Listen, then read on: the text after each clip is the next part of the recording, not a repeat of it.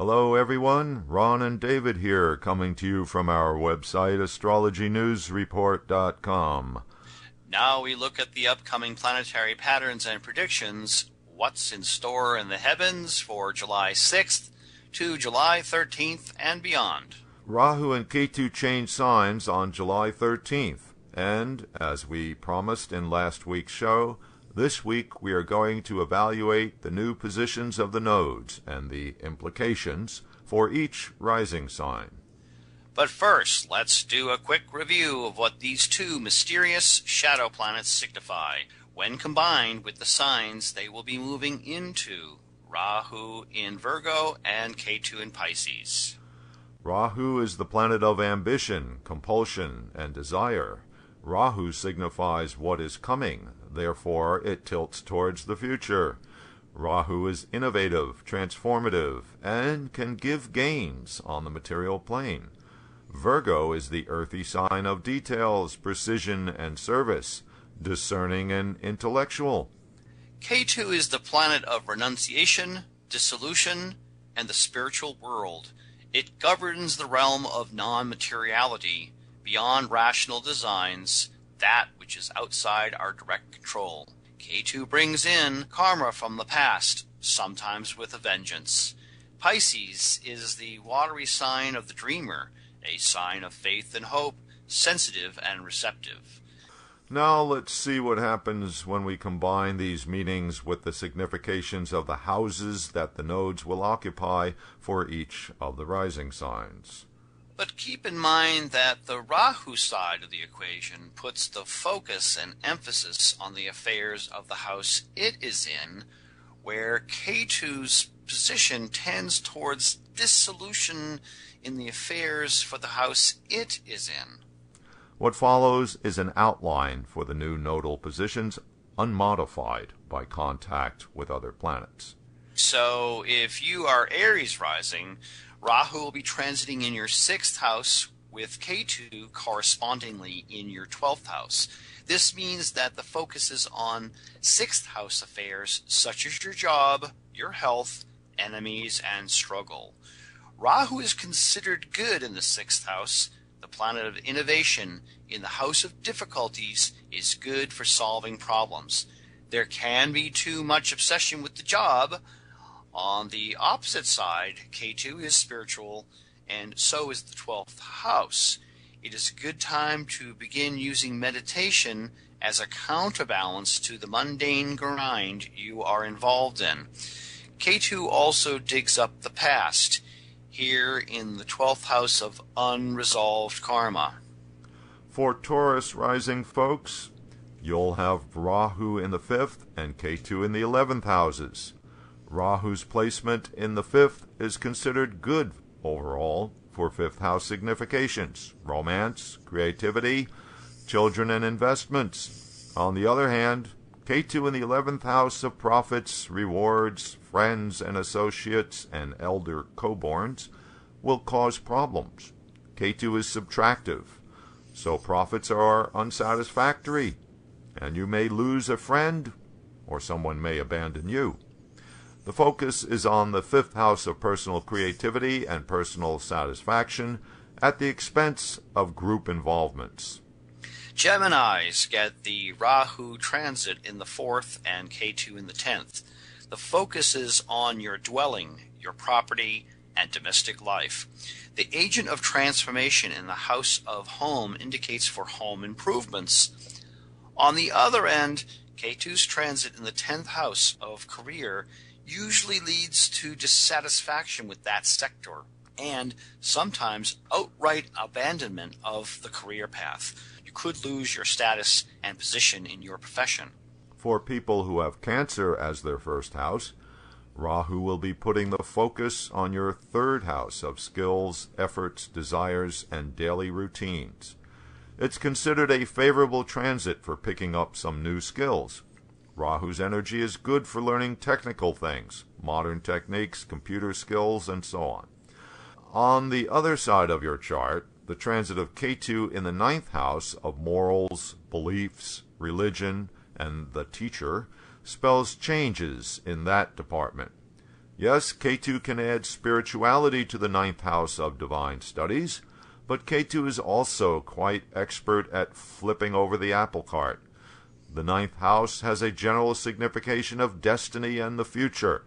Ketu's transit here indicates reconsidering your agenda for the future.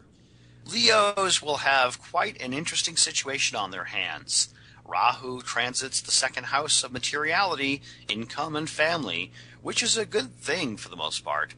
Rahu puts the focus on your money, your resources, and encourages you to be more self-reliant, which may be just as well since Ketu's subtractive energy in the 8th house of the partner's resources and financial involvements with others indicates for a change, generally a negative one in that department.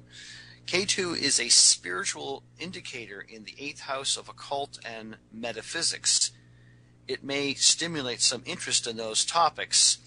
Folks with Virgo Rising get the up-close and personal treatment from Mr. Rahu in your rising sign.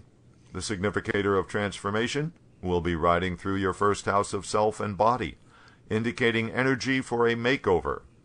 As has been said before, Virgos are skilled, smart, and detail-oriented. Just know that Rahu can be quite obsessive. Here in the house of self, it becomes all about me. Meanwhile, Ketu is transiting in your 7th house, something quite problematic for the relationship department. Ketu is an idealist, so the partner now appears less than satisfying. A change seems called for.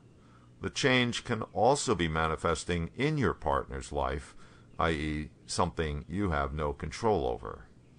Libras have had Rahu going through their first house for the past year and a half. Now Rahu moves to the 12th house. Rahu indicates foreigners in Vedic astrology, and so does the 12th house.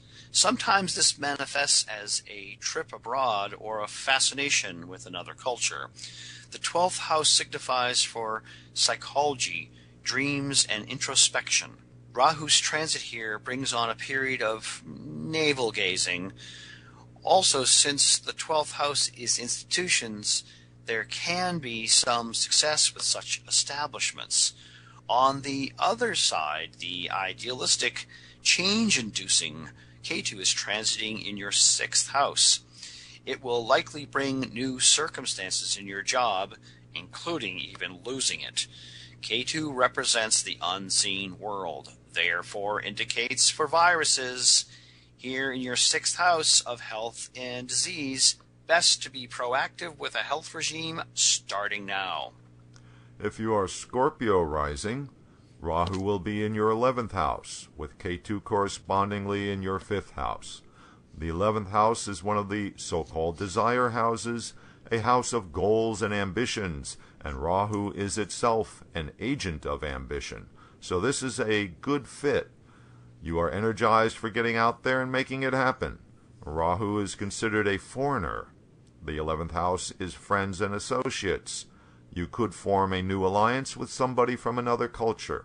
On the other end, Ketu transiting in your 5th house is not good for romance. There is dissatisfaction with the lover. You are seeking something more ideal.